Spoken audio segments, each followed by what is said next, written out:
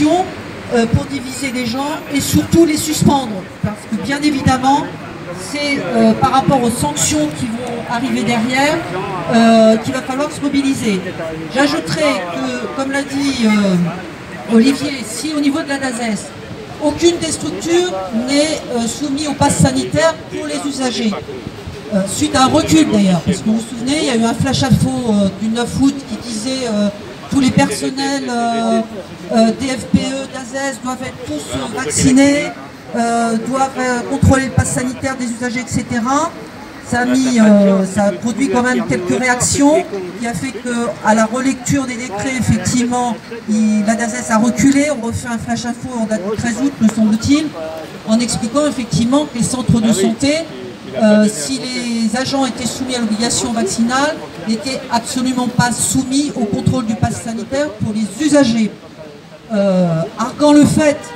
au nom de quoi, et déontologique d'ailleurs, comment peut-on refuser l'accès à des usagers aux services publics, et notamment à plus forte raison, et surtout, pas surtout aussi par rapport aux populations qui fréquentent les centres de santé, qui sont par ailleurs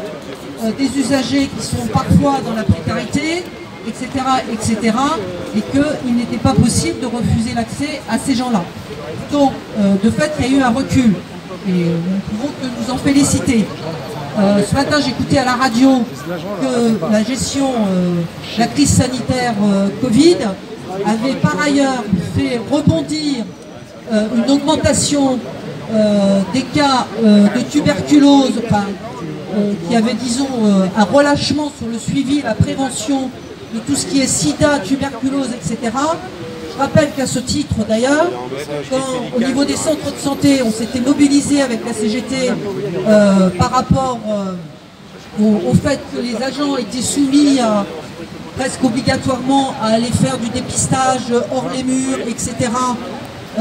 avec tout ça, 0 centime et compagnie, alors que ces centres